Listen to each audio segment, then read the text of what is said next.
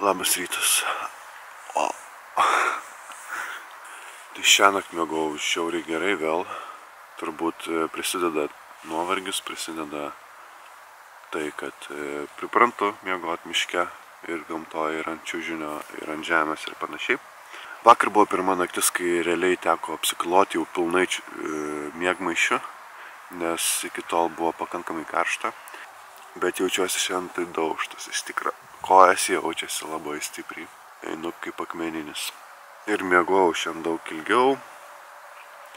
Dabar jau 8 ryto, aš dar tik pirmas išlindamas iš palapinės buvo. Tai einu tada valgyt, o biškį ruošiuosi ir judėsiu. Nežinau, bandysiu bent iki 9:30 pajudėti.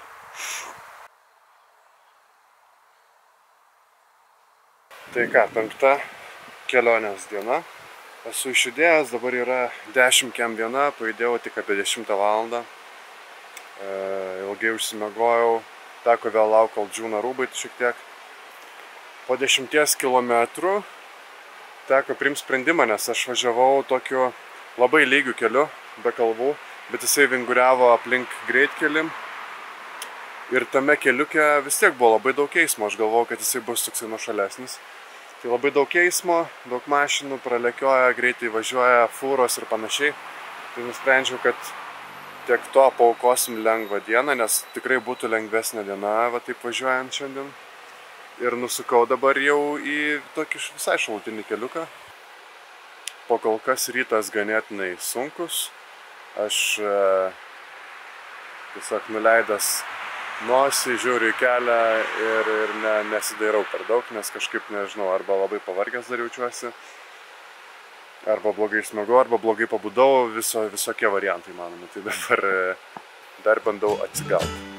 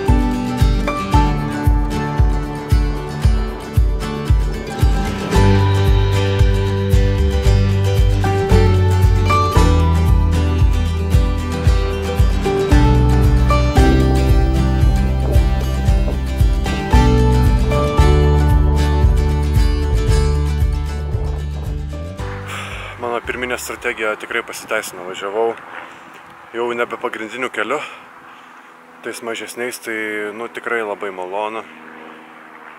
Man patinka keliai, kur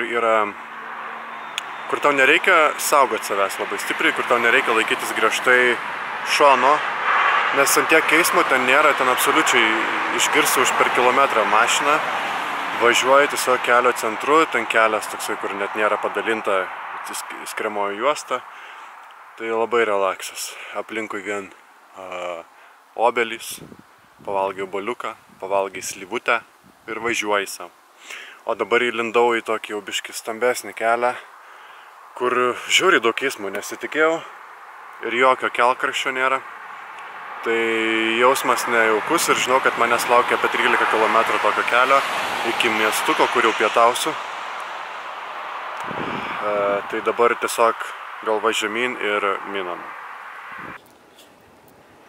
Radom kažkokį apvažiavimą. Dviračių takas, kelis kilometrus man apžaidžia tą greitkelį, kurioje važiuoti tikrai nebuvo linksma. Ir teoriškai už kokių 3 kilometrų aš jau būsiu mieste, kur planuoju šiandien valgyti restorane. Jeigu rasiu kažką, ko noriu. Norėčiau suši vėl.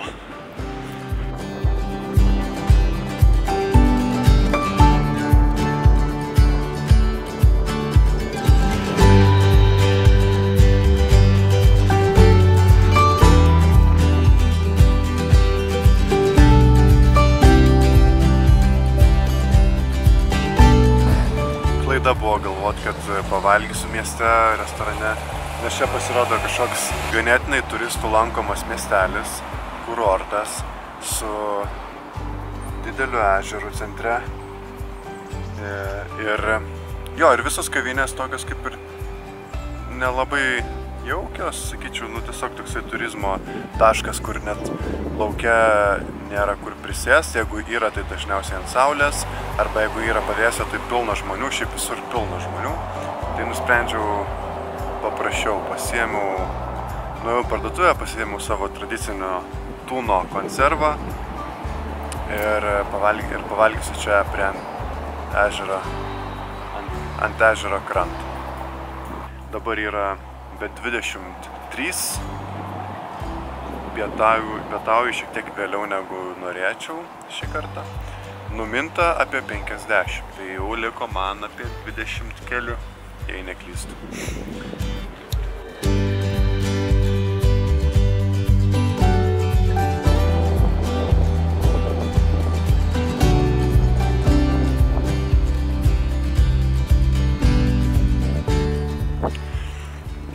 Išvažiavau iš miesto papietavęs ir pakliuvau vėl į tą tokį kelią, kur nėra, kur net užpakalio padėti kiek eismo ir nėra kelkraščio jokio.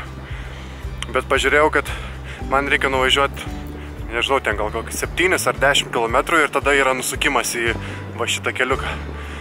Ir privažiavau prie šito nusukimo ir žiūriu, kad ten visiškas remontas, uždaryti kelią ir panašiai. Bet matau tokį tarpelį tarp stulpų, kur aš pratelpu, pralindau, niekas nieko nesakė, pramyniau ir esu savo keliukį.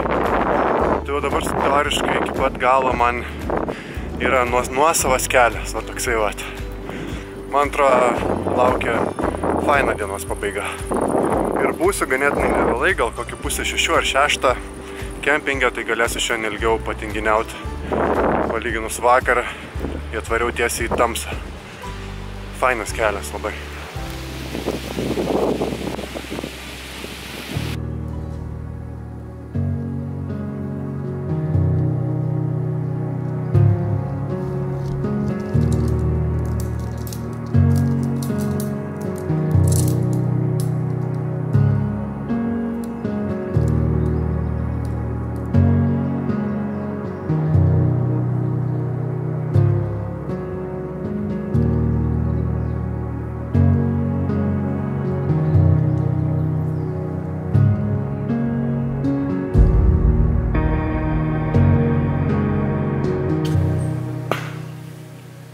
Pasiekėm stovyklavietę.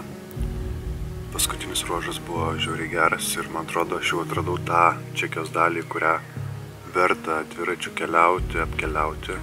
Ir tą rodo ne tik mano įspūdžiai, bet tai, kad žiauriai daug yra dviratininkų.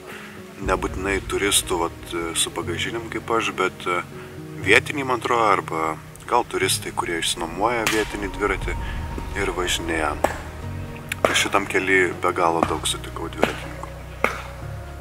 Kiekviena stotelė, kur ledų yra, ar alaus, ar kažko, tai tenai kiekviena miestuke po 15, 20, 30 dviratininkų stovi. Tai labai intensyvus čia dviračių srautas. Jo, aš išsiskalbiau rūbus ir simaudžiau. Esu prie ežerėlio, mano dviratis dabar pastatytas ten toliau prie ežero, nes ten gerokai stipriau vėjas pučia, ant jo sukabinti rūbai džiauna. O aš palapiniai klausausi podcasto ir viskas ir jau tuo eisiu miegoti. Šiandienos skaičiai. Myniau 4 valandas 45 minutės, rezultatas 79,6 km. Didžiausias greitis nesąmonė tokio nebuvo ir vidutinis 16,7.